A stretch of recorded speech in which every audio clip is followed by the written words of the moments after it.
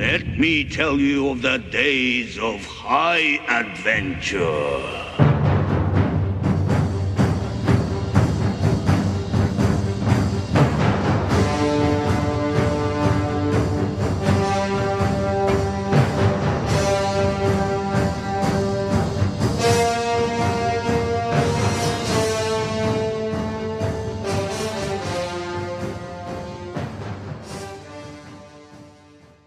Hey there nation, and welcome to the show where we help you to play miniatures wargaming on a budget.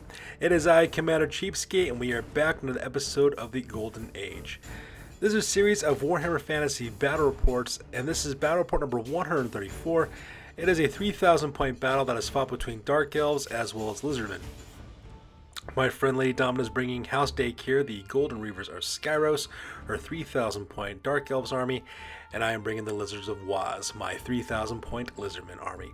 So for those of you guys who are tuning in for the very first time, first of all, welcome to my channel. This is our series of Warhammer Fantasy Battle Reports, and on this kind of series what we're doing is that we are putting my 3,000 point Lizardmen army through every single army that we have in our studio's collection. For those of you guys who don't know, what I did is I cobbled together a 3,000 point Lizardmen army out of both Seraphon Age of Sigmar miniatures as well as Bone Splitter miniatures from Age of Sigmar as well. For the longest time, my channel used to play a long time ago. We used to do Warhammer Age of Sigmar, so we had a bunch of assets from that game, but we don't really play that game anymore. So the problem was I had all these Bone Splitter miniatures that I didn't know what to do with. So since orcs and goblins can easily be proxy for Lizardmen, orcs being Sorceress warriors and goblins being skinks, I decided to cobble together a Lizardmen army with some secondhand Seraphon miniatures that I was selling at my local game store, and this is where the Wizards of Waz was born. Currently right now this army is sitting at 5 wins as well as 1 loss, and we're going to see exactly how they stack up against Lady Domina's Monster Mash Dark Elves army list. So that being said, we're going to play some background music real quick. As the music is playing, we will show you photos of both armies as well as their rosters. If you want to see exactly what we're looking at, you can either pause, take a look at your own leisure, or check down the description box down below for further details. So that being said, let's get this battle report on a roll. Crom, I've never prayed you before. I have no tongue for it. No one, not even you, will remember if we were good men or bad, why we fought or why we died. No. All that matters is that 2 stood against many. That's what's important. Power pleases you, Crom. So grant me one request. Grant me revenge. And if you do not listen, then the hell with you. Assemble the army! So the scenario rules for this one is Battle Line is the most typical game of Warhammer Fantasy that we play on this channel with standard deployment as well as standard victory conditions. So with these scenario rules over with, let's go and talk about battle plans as well as deployments.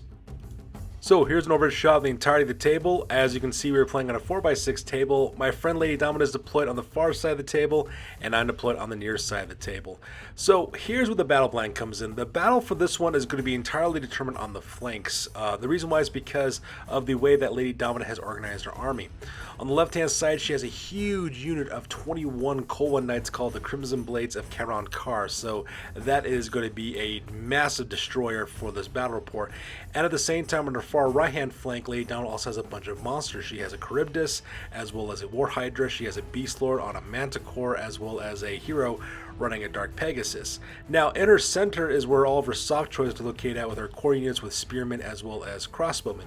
So what my plan basically is to kind of divide my forces into 2 around that standing stone in the middle. I plan on sending my Drastic Jousters, which is my Colwyn Riders, as well as my Bulbasaur, which is my Bastiladon, and my Guacamole Guards, or my Temple Guards, to kind of deal with the huge unit of Colwyn Knights on the left-hand side there. Hopefully what I can do is I can bog them down my Colwyn Knights as well as my Bulbasaur, and then send in my Guacamole Guards directly to hit her Spearmen and destroy her that way. Meanwhile, my Thesaurus, which is my huge unit of Sorceress warriors, go directly into her Crossbowmen, while my Skinks as well as my Saurus Old Blood on a Carnosaur deals with the monsters on the right hand side. And that's pretty much the kind of the tactic I'm going with on this one, and we'll see exactly how successful I am when it's all said and done. So with the battle plan over, let's go ahead and talk about deployment real fast. So first of all, starting with the Lizards of Waz. For my deployment on the left-hand side, I have a unit called the Charizards, 3 Pterodon riders with Fire Leech bolas, and there are 3 skinks riding those Pterodons. And they're also Vanguard up forward, 12 inches, so that way I can get stuck in with my enemy's repeater bolt throwers on the right-hand side. Making up my left-hand flank, I have the Jurassic Jousters, a unit of 10 Cold One Riders, Musician and Standard Bearer. They're also packing shields and spears, and they're mounted on Cold Ones. Right next on the right-hand side, that is the Bulbasaur, which is a Bastiladon with a Solar Engine upgrade. And right next on the right-hand side, that is called the Guacamole Guards. These are 36 Temple Guards with full command. They have halberds, light armor, as well as shields, and they also have the standard discipline, giving them +1 leadership. Now, normally they would not be able to use the general's leadership, except leading that unit is my army's general. That is the character's name is Kermit the Slan. He is a Slan Mage Priest. He's also the general for my army as well. He's also got the Battle Center Bearer upgrade. He's got a level 4 lore of High Magic, as well as the Lore Master ability, so that way he knows all their spells. He also has a Channeling Staff to give him +1 for his channeling abilities, as well as Focus of Mystery, which gives him the entire Lore Master ability for High Magic, and Harmonic Convergence, which gives him 3d6 that he can roll for his channeling attempts as well. And that pretty much makes up my left-hand flank on this battle report. And here's a close-up on my deployment in the center, as well as my right-hand flank. On the left-hand side, I have the unit called the Sorceress, which is a unit of 40 Sorceress Warriors. They have Musician as well as Standard Bearer, as well as Spears and Shields. And right next to them are the Karmic Chameleons. It is a unit of 24 Skinks with full command. They have Lustrian Javelins as well as Shields. And in that unit, they also have 3 Kroxigor with great weapons. And leading that unit, I have 2 Skink Priests. The first one, his name is Snarl. He is a Skink Priest, level 2 wizard with the Lore of Beasts. He knows Wiston's Wild Form as well as the Amber Spear. He has a Sword of Striking to give this unit magical attacks in case I run into anything ethereal. And he's got the Cube of Darkness. And right next to him, of course, is Slag, which is another Skink Priest, is level 1 wizard with the Lore of Heavens. He knows the Comet of Cassandora as well as a Dispel Scroll, and he's also bringing the Ruby Ring of Ruin. And then finally on the right hand side, that is Gatorade and Powerade. Gatorade is a Sora's Old Blood who's got equipped with a shield. He's got Fencer's Blade as well as Glittering Scales and a Talisman of Endurance, so that way people are hitting on him a 5-up. He's also got the Talisman of Endurance for a 5-up ward save. And he's running a Connoisseur named Powerade who's got a Blood Roar as well as Loping Stride upgrades. And that makes up my deployment for this battle report. So moving across the table for the deployment for House Daechir, the Golden Reavers of Skyros. On the left-hand side, that unit is called the Shadowrunners, a unit of 5 Dark Riders with Standard Bearer. They have Spears, Repeater Crossbows, as well as Light Armor mounted on Dark Steeds, and their Vanguard up 4 on the left-hand side. Right behind them are the Storms of Kos, which are 2 Reaper Bolt Throwers. And on the right-hand side, that is a huge unit of 20 Cold One Knights called the Crimson Blades of Keron Kar. They have full command as well as lances, heavy armor, and shields, as well as mounted on Cold Ones. And leading that unit as well as a character named Milady Murder, the Tamer of Beasts. She is a level 1 sorceress from the Lore of Beasts. She knows Wiston's Wild Form. She has a hand weapon as well as riding a Cold One, and she has a Dispel Scroll. So making up the center of House Daechir on the left-hand side, that unit is called the Seastone Sorrows, is a unit of 38 Dread Spears, the Musician and Standard Bearer. They have Spears, Light Armor, and Shields, as well as a Standard Discipline, giving them +1 to their leadership characteristic.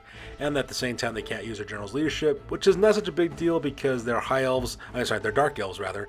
At the same time, their General doesn't really stick around the main line. He's all about running around, flying around, and killing things. Now leading that unit are 2 characters. We have Sister Sinner, the Oracle of Kos. She's a Supreme Sorceress. She's level 4 Wizard with the Lore of Dark Magic. She knows Power of Darkness, Word of Pain, Shroud of Despair, as well as Arnzipal's Black Horror. She's also packing the Book of Ashur and a Talisman of Endurance for a 5-up ward save. Now that Book of Ashur is actually a really dangerous combination with this character because she's already got level 4, then she gets +1 with a Karti's Blessing to cast Lore Dark Magic spells, and another +1 because of Book of Ashur, giving her 6 total for her casting abilities. Makes her really, really tough. One of the most powerful sorcerers we face in our gaming group. And right next to him on the far right-hand side, that is Captain Lodai Daechir, the Golden Sun. He is a master with a Battle Center Bearer upgrade. He's packing a great weapon, heavy armor, sea dragon cloak, as well as a shield. And right next to him, right hand side, he is called the Morning Dawn. Is he have 20 Dark Shards, the Musician and Standard Bearer. They have Repeater Crossbows and Light Armor, as well as packing the Banner of Eternal Flames. And right behind them on the right hand side, that is Lord Mydaas Daechir, the Golden Lord of Skyros. He is a High Beast Master, who's also the general for this army. He's got a Sea Dragon Cloak. He's also got the Chill Blade, Armor of Fortune, and the other Trickster Shard. And he's mounted on Kalibos, which is a Manticore, which has the Blind Rage and Ironheart skin upgrades. And on the right hand side are the monsters that make up this list. This list is affectionately known as the Monster Mash list amongst my gaming group because of all the monsters that are in it.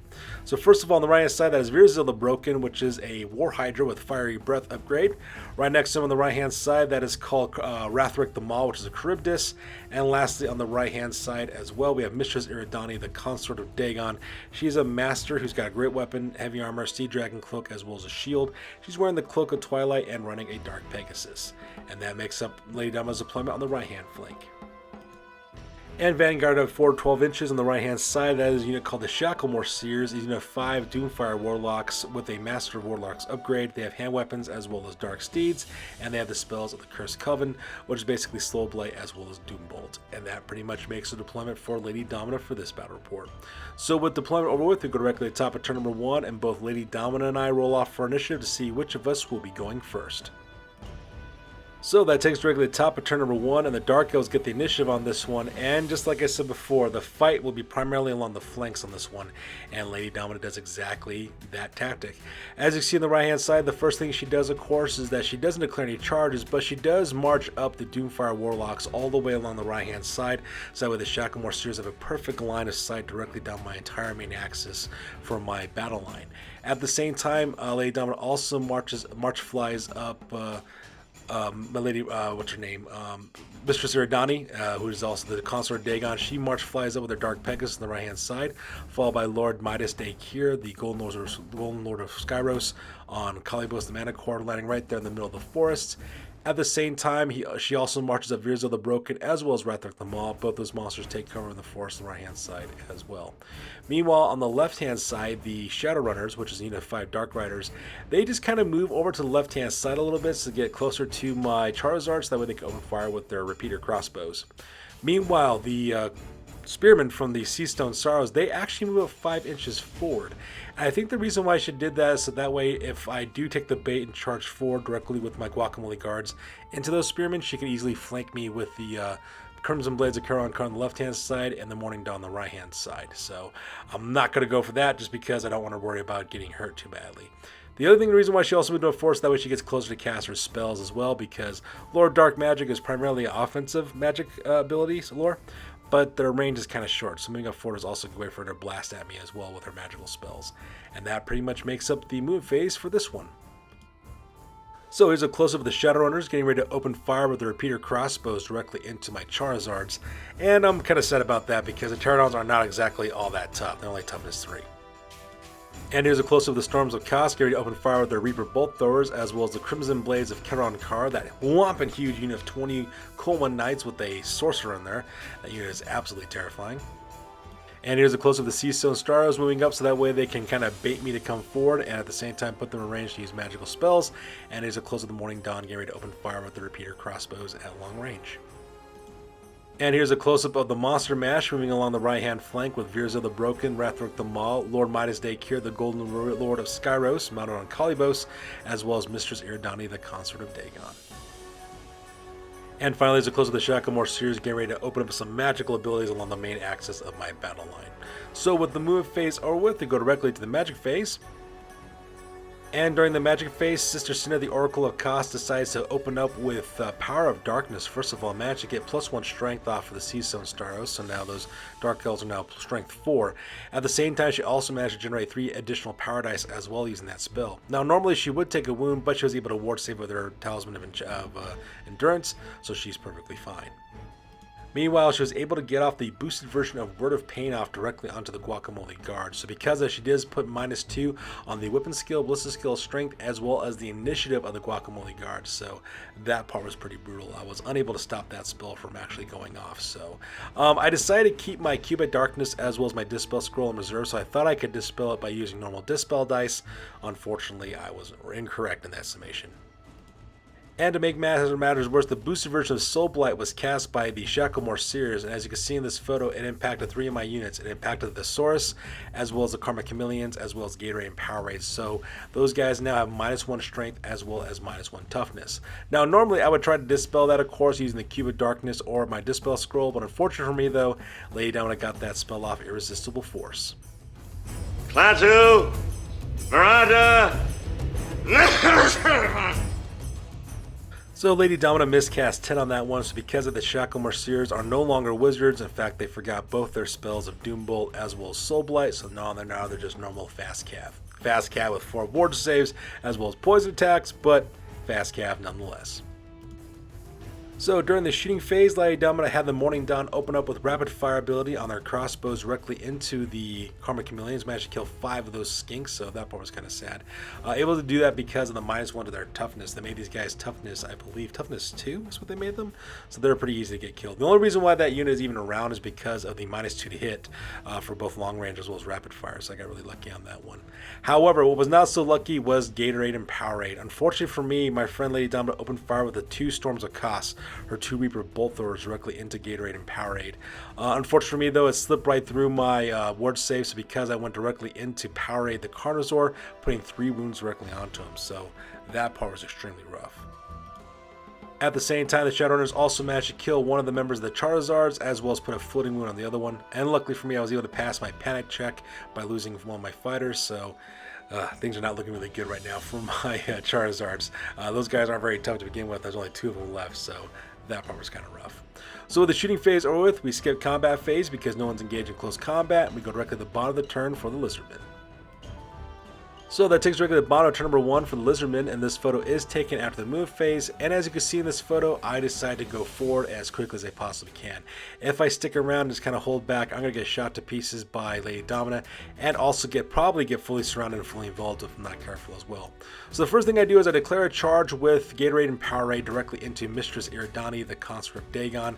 I do use my Blood Roar ability, but unfortunately for me though, Lady Domina passed her leadership test for Mistress Iridani, and instead of fleeing, she actually decided to stand her ground instead. And I think the reason why she did so is that way she's kind of hoping that I don't kill off her master, so that way it leaves up my Powerade and Gatorade from being flanked by the other monsters in the right hand flank. So because of that, I do charge forward. I make that charge successfully, so Gatorade and Powerade go directly into Mistress Iridani, the Consort of Dagon. Now afterwards, what I do is I just basically march everything up forward. I move up the Sorceress as well as my Karma Chameleons directly to the right hand side to deal with Virzil the Broken, as well as Rothric the Maul and Lord Mydaas Daechir, the Golden Lord of Skyros. I also move the Sorceress, that way I can hopefully take on that War Hydra, or take on eventually across the battlefield to get in touch with the Morning Dawn. Meanwhile, on the left-hand side, I march up the Guacamole Guards next to that standing stone in the center, heading directly towards the Sea Stone Skyros. I also bring up the Bulbasaur as well to cover my left-hand flank. At the same time, I move the Jurassic Drasters just our normal movement allowance forward. Now, the reason why I station them this way, so that way, if Lady Domina decides to charge forward the Crimson Blades of Charon Carr, she's not going to really have any good options to go up against, because if she tries to charge off against my Guacamole Guards, she's going to bump directly into the Bulbasaur, which is an illegal charge. She can't do that. It's against the rules.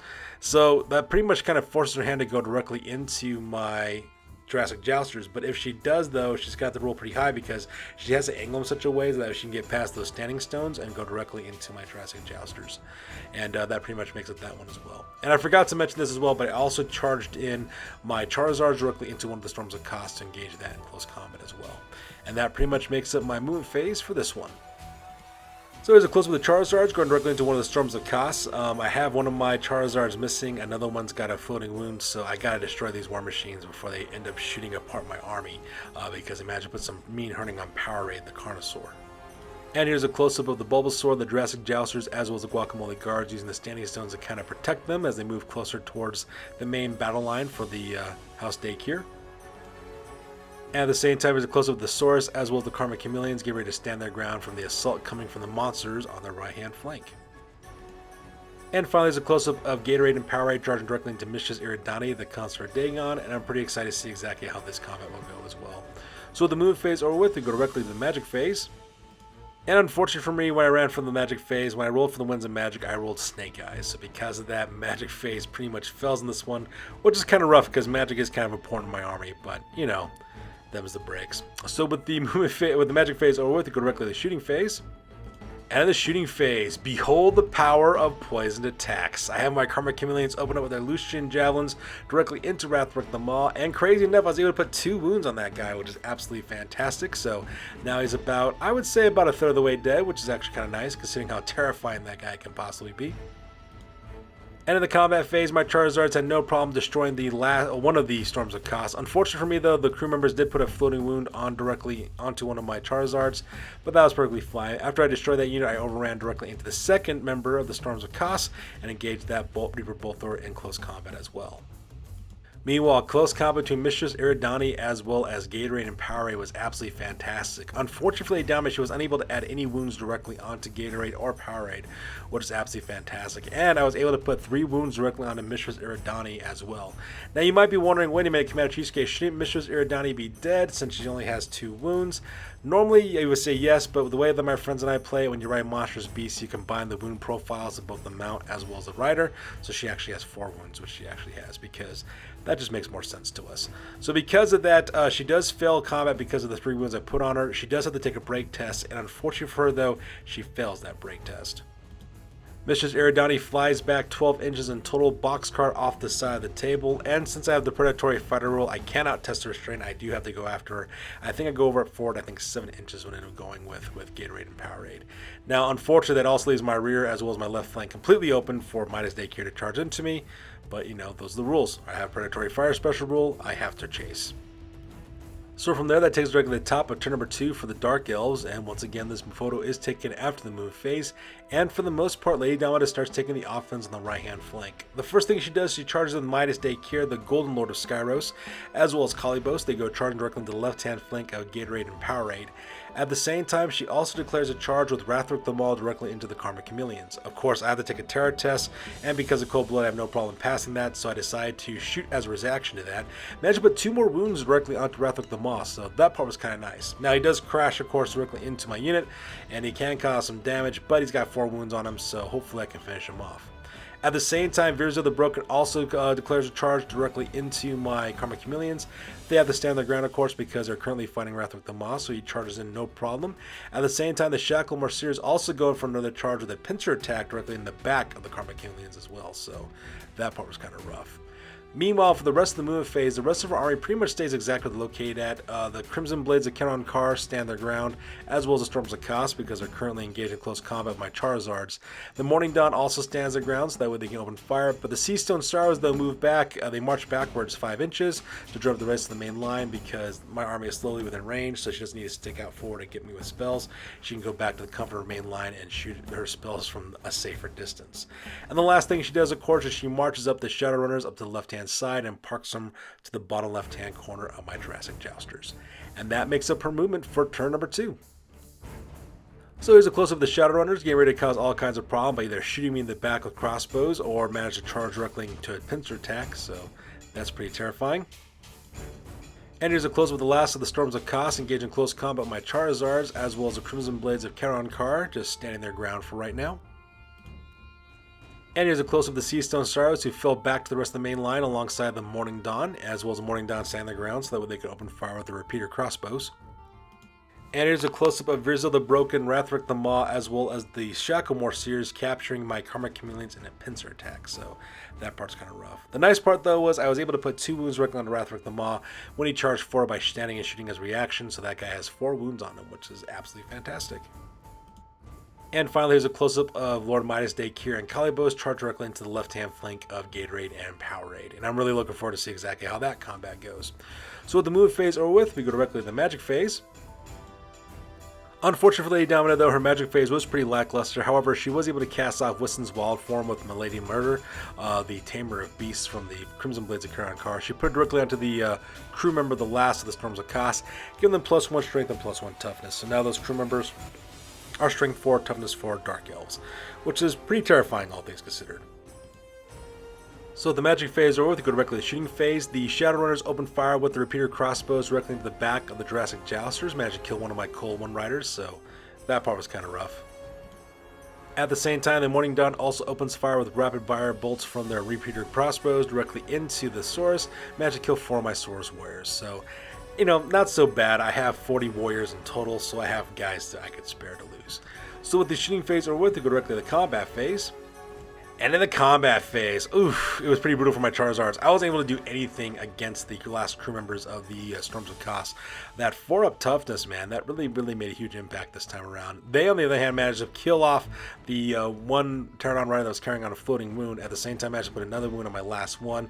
Needless to say, I have to break because now I lost 2 guys. Unfortunately for me, though, I failed my break test, and I don't get very far either. I only run 4 inches away from the Storms of Kos. But luckily for me, though, I don't have to worry about the Storms of Kos giving chase because they're War Machine crews, and they're going to stick with the Reaper Bolt Thrower instead of chasing me down across the battlefield. Meanwhile, the fight between Gatorade and Powerade was absolutely brutal. So first of all, my opponent gets to go first, just because Kalibos the Manticore has a higher initiative than my Carnosaur Powerade, and the Dark Elf Beast Lord Rider Lord Mydaas Daechir definitely has a higher initiative than my character Gatorade. So they get to go first. In the end, they were able to kill off Powerade, my Carnosaurs, and that's the reason why I'm proxying him right now with that Lizardmen Blood Bowl miniature, just because I don't have another source where I can grab right off the bat. So now he's on the ground. He's got to fight without his monstrous mount. So because of that, I get to do my counterattacks, and Gatorade puts it directly into Lord Mydaas Daechir. Managed to kill the general of the Dark Elf army. Managed to kill that guy with my Fencer's Blades, which is absolutely fantastic. What was not so great, however, though, was that Kalibos, the Manticore, was able to get roll off the monster reaction table. He has eternal hatred now, so he absolutely hates my army. At the same time, also he gets Frenzy, which means he can never lose his Frenzy attack either. And he does try to attack against against Gatorade. Unfortunately, though, with the combination of the Fencer's Blade and the Glittering Scales, he was unable to land a single blow. But he does manage to hit me with the Stomp attack and put 1 wound directly onto Gatorade, so that part's kind of sad. Meanwhile, right here on the right-hand side, do you believe in miracles? Because you should. As you can see, when it was all said and done, unfortunately for my guys, I did manage to lose 11 Skink Warriors, so that part was kind of rough. However, to be fair, I killed 2 freaking monsters with my guys. The actual, just the normal poison attacks from my Skinks was able to finish off Rathrek the Maw and managed to kill that guy. And at the same time, the combined attacks of my Slag and Snarl, my 2 Skink Priests, as well as my 3 Kroxigor, were able to finish off Virzil the Broken. So just like that, both those monsters are KIA. And at the same time, managed to lose 11 Skinks in the process. I wasn't able to do anything to the Doomfire Warlocks, so that part was kind of sad. Unfortunately, even though I killed 2 monsters, and I look absolutely fantastic doing it, I did, of course, lose this fight by a landslide. I have to take a break test, and unfortunately, I failed that break test. I flee, and Lady Downer pursues. I flee, I think, 5 or 6 inches, and Lady Downer pursues 8, so because of that, the Doomfire Warlocks chop down the last of my Karmic Chameleons and kills them all to the very last Skink. Which is kind of sad, because I lose my 3 Kroxigor, I lose my Skink Warriors, as well as my 2 Skink Priests, so that part is pretty rough. So that takes us directly to the bottom of turn number 2 for the Lizardmen, and this photo is taken after the movement phase, and once again I start moving forward as well. The first thing I do is I declare a charge with the Thesaurus, and the reason why is because the way that the Doomfire Warlocks were angled, they're kind of poking out there on the right hand side, so I decided to charge forward and clip them there on the flanks, that way I can destroy those guys for killing my Skink Warriors. And that, granted, does leave my flank kind of open to being exposed from the Morning Dawn, but I do know how Lady Downa plays. She prefers to keep her core choices and play them defensively, so she's going to keep them back a little bit, so I'm not too worried about that. At the same time, another reason why I charge forward like this is because I do have to worry about that Manticore. If that Manticore Kalibos does manage to kill Gatorade, the next thing to go after is my Thesaurus, so I want to take on that guy head on instead of having him land on my flank, which could be really devastating.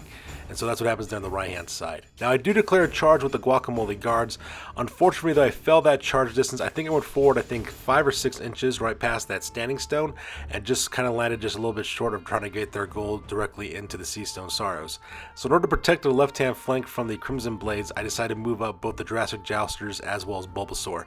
The Bulbasaur moves up into position and actually moves up maximum of 8 inches forward, so that way is about an inch ahead of where the Guacamole Guards are located at. That way, the Guacamole Guards can't be charged forward by the Crimson Blades of Crown and Car. They can only be charged forward by the Sea Stone Sorrows. At the same time, their left-hand flank is also protected for the Guacamole Guards away from the Crimson Blades. At the same time, I also march up the Jurassic Jousters, have them weave around the Standing Stone on the left-hand side and park it right next to the Bulbasaur, so that way, if my opponent decides to charge forward with the Crimson Blades, they either have to go to the Bulbasaur or to the Jurassic Jousters, and that puts them out of position from getting my Guacamole Guards. And then the last thing, of course, is the last of my Charizards. Unfortunately, though, he did not rally, so he keeps on flying over to the left-hand side, and he's still trying to escape. And that pretty much makes my move phase for this one. So here's a close-up of the last of my Charizards fleeing for the edge of the tabletop because basically his entire unit is basically dead and he doesn't want to join them in the afterlife. At the same time, here's a close-up of the Guacamole Guards who failed their charge off against the Seastone Staros, so there next to him is the Bulbasaur protecting their left-hand flank. At the same time, the Jurassic Jousters moving up forward in order to take on the Crimson Blades of Charon Kar. And here's a close-up of the Sorceress, charging directly into the left-hand flank of the Doomfire Warlocks to get a little bit of payback for destroying the Karma Chameleons, at the same time also preparing myself in case I've got to deal with that Manticore. And finally, there's a close-up between the epic battle between Kalibos and the Manticore, as well as with Gatorade, the Saurus Old Blood. So now that we got the move phase over with, we go directly to the magic phase. And during the magic phase, I was able to get off the boosted version of Soul Quench off directly onto the Seastone Staros. And as you can see in this photo, I did quite a number on these guys. Magic killed a huge number of them. I think I magic killed 10 of them when it was all said and done, so that part was pretty epic. Unfortunate for me though, Lady Domina does pass her panic test, so because of the Seastone Staros still stand their ground, but them's the breaks.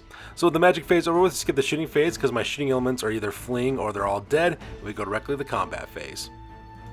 And needless to say, in the combat phase, I had no problem destroying the Doomfire Warlocks. I killed every single one of those Shackle Morseers to a man, so that part was pretty epic. So because I decided to do a quick combat reform, and I fizzed their face over to the left-hand side 90 degrees, so that way they could face off against the Morning Dawn as well as the Seastone Staros. Meanwhile, close combat between Gatorade as well as Kalibos and the Manticore goes another round. I managed to put 2 wounds directly onto the Manticore, so that part was absolutely fantastic, and the Manticore was unable to do anything back to me. And what's really helping me out in this situation is the combination of Glittering Scales as well as Fencer's Blades, because that Manticore has to spend a 5-up in order to hit me, so that part was pretty cool as well. Now, granted, his Thunderstop does automatically wound, but unfortunately for my friend Lady Domina, she kind of flipped her wound rolls on that one, and it's really sad because she actually got 4 hits on that Stomp attack, but my Saurus Warriors, my Saurus Old Blood is still holding strong, and he's taking on a Manticore all by himself, which is all kinds of epic. So from there, we go directly to the top of turn number 3 for the Dark Elves, and with a YOLO in the air, my friend Lady Domina decides to go for it and take the offense. The first thing she does, she declares a charge with the Crimson Blades of Charon Kar, who go charging across the battlefield on their Cold One Knights directly into the Bulbasaur, catching him directly into close combat as well. At the same time, she also declares a charge with the Shadowrunners, her 5 Dark Riders. Those guys go tearing across the battlefield, land directly into the back ranks of my Guacamole Guards, and then she also sends in the Seastone Staros, charging forward directly to deal with the Guacamole Guards and engage her in close combat in the forward arc. Meanwhile, she keeps her Morning Dawn in the back because she doesn't want to move those guys, so that way they can shoot their crossbows, and meanwhile on the right hand side, Kalibos is still engaged in close combat with Gatorade. And also at the same time, we have to worry about the Reaper crossbow on the left hand side, the Reaper Bolt Thrower, which is from the Storms of Kos. And the reason why that is the case is because it has a perfect line of sight shot directly into my Jurassic Jousters, and that can be proved to be very, very brutal. So here's a close-up of the last remaining members of the Storms of Kos, getting ready to open fire with the Reaper Bolt Thrower, directly planning, I believe Lady Domina said she was planning on shooting multiple shots directly into my Jurassic Jousters. And here's a close-up of the Crimson Blades of Charon Kar charging directly into the Bulbasaur, and that's a lot of Cold One Knights for a simple Bulbasaur to take, so I'm absolutely terrified to see exactly how that fight's going to go. And here's a close-up of the Seastone Staros as well as the Shadow Riders, basically catching my Guacamole Guards in a pincer attack as well, so that part's going to be kind of interesting to see how it goes. I'm actually kind of looking forward to this fight just because my Guacamole Guards have Strength 5, Toughness 4 against Strength 3, Toughness 3 Dark Elves, and I think I pretty much have it in the bag in this case. And here's a close of the Morning Dawns, that way they can open fire at long range with their repeater crossbows and firing multiple shots. And finally, here's a combination of the epic clash between Kalibos as well as the Manticore versus Gatorade, the Saurus Old Blood. I'm really excited to see exactly how that fight goes as well. So with the move phase over with, we go directly to the magic phase. And unfortunately for my opponent, the magic phase was pretty much lackluster for her the most part. She was only able to get off Power of Darkness off on the Seastone Staros. I was able to stop most of her other spells. So because of that, she does get +1 strength for her Spearmen. So now these guys are strength 4 Dark Elves, which could be kind of troublesome considering I'm only strength toughness 4 for my Guacamole Guards. And in the shooting phase, the Morning Dawn was able to kill, I think, 3 or 4 more of my Saurus Warriors, so that part was kind of sad as well. But, like I said before, I'm not too worried about it. This is a huge hunking unit of 40 Saurus Warriors, so I can take casualties and still be okay. And at the same time, my opponent Lady Dama also opens fires with the last of the Storms of Kos, firing multiple shots in that Reaper bolt thrower directly into the Jurassic Jousters. Managed to kill, I think, 2 of my Jurassic Jousters, so that part was extremely sad as well. So, luckily for me, though, I passed my panic test just because I have the Cold-Blooded special rule, so, you know, I'm not as strong as I used to be, but still pretty deadly, all things considered. So with the shooting phase over with, we go directly to the combat phase. And in the combat phase, disaster strikes. Lady Dama was able to finally finish off my Source Old Blood Gatorade. Something always brings me back to you. It never takes too long.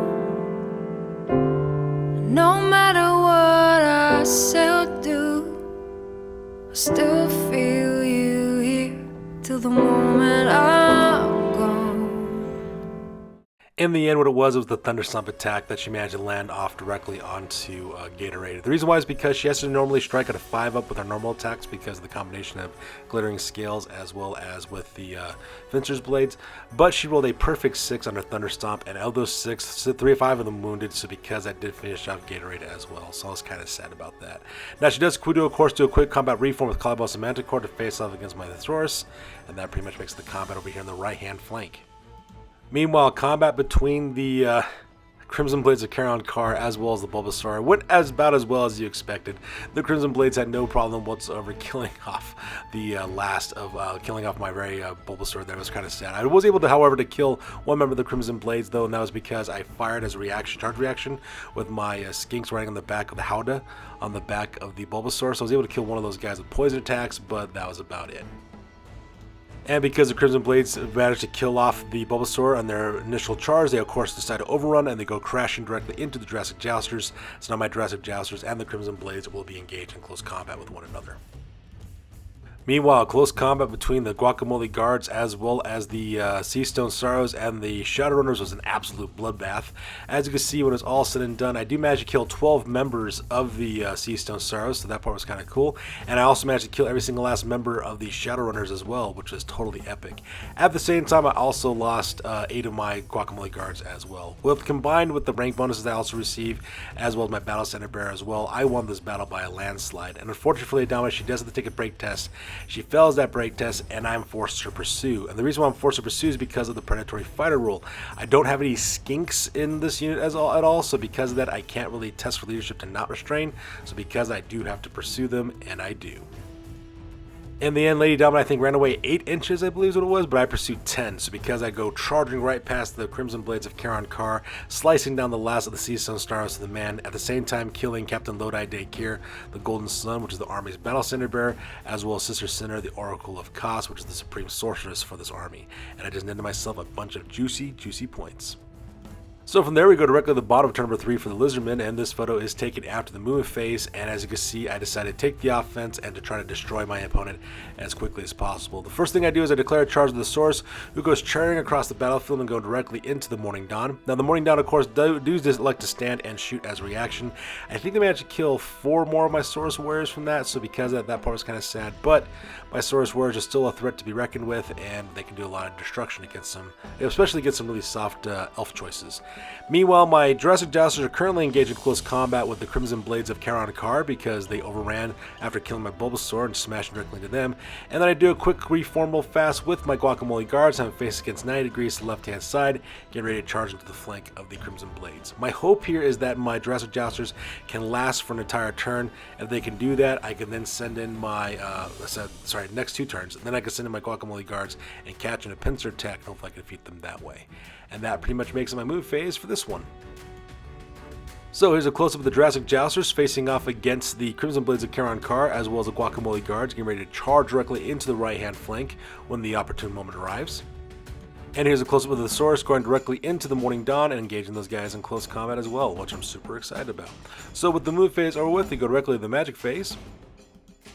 And during the magic phase, one of the things I decided to do, of course, is to adopt some spells from the Lore of Life. I decided to switch out Soul Quench, which was the magic missile I used earlier in the last round. I decided to use that to substitute it for the Lore of Life spell Regrowth, because that's one of my lore attributes from using high magic for my Slann Mage Priest. So because I did cast Regrowth directly onto my Jurassic Jousters, and just like that, I bring it back up to full health again. So now I have 10 Colwyn Knights facing against the Crimson, not Colwyn Knights, 10 Colwyn Riders against the Crimson Blades of Kronkar, the Colwyn Knights there. So that part was absolutely fantastic. All hail the Lore of Life. And at the same time, managed to bring up another one of my Guacamole guards, bringing him back from the dead as well. So that part was totally epic.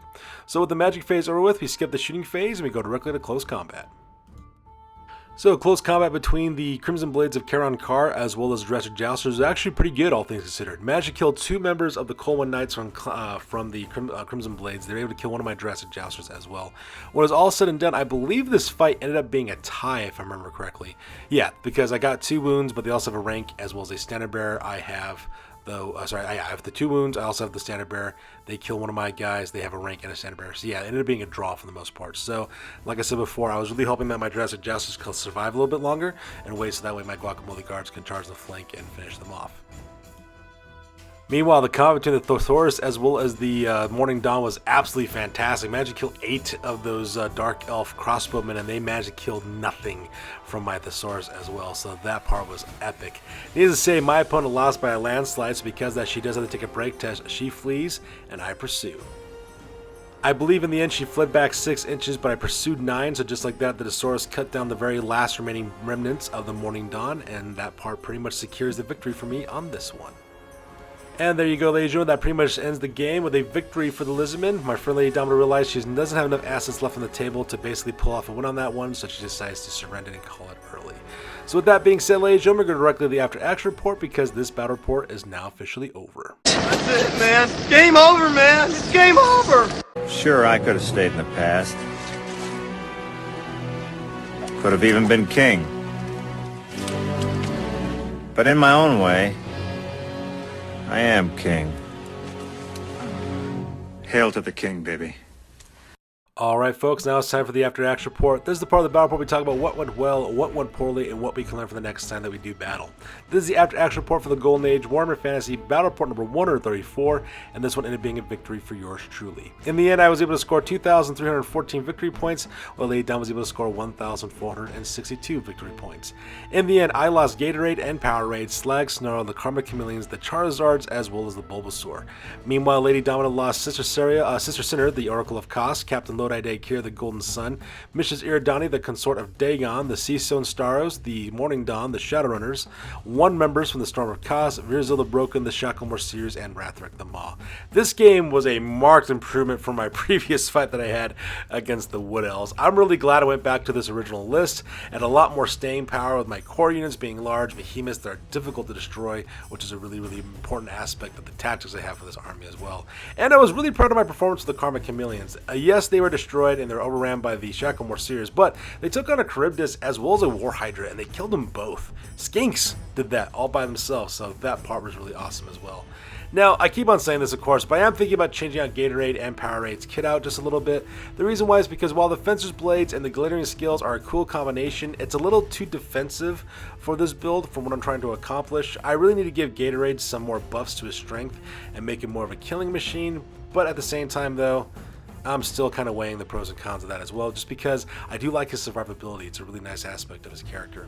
At the same time, like I keep saying before, I really am thinking about taking out the Bulbasaur out of the list. It doesn't really do much. I don't really use the Beam of Chotek all that often because I'm trying to get off other spells in most cases, and it's not really performing all that well in combat either. I keep on saying that, but we'll just have to see, I guess. I just don't like making changes in the middle of too many changes too drastically, just because that last list I did, the previous battle report against Wood Elves, really shook me to my core, so maybe just stick with what's working at the same time. Now, with that being said, though, Lady Domino's magic was also on point in this battle. Having the combination of the Book of Ashur, as well as Sokarti's Blessing, gives her a 6+ to cast spells in the Lore of Dark Magic, which makes her very, very tough. Luckily, she wasn't able to get off Arnzipal's Black Horror in this battle report, and that's another reason why I love this current list. this is because I was able to dispel most of the attempts to try to get out for that really huge, powerful spell, because Magical Vortex is my kryptonite. Those things are terrifying to me. And at the same time, because of that, I was able to pretty much control the magic phase and have the ability to forget high magic spells and exchange it for other lords, which is a huge boost, which really helped out my Jurassic Jousters, especially since I was able to use the Lore of Life for those guys as well. In the end, this was another fantastic game against an amazing opponent, and as always, I am looking forward to the rematch. And for those of you guys who are keeping score at home, currently this army's record is at 6 wins and 1 loss. So that's good for this one, you guys. As always, please feel free to like, comment, and or subscribe. Your guys' input is always appreciated. Also check us out on Facebook, Instagram, and blogger.com for all the latest great hobby news related to this channel. That's good for this one, you guys. We'll catch you guys next one. Peace out and stay classy.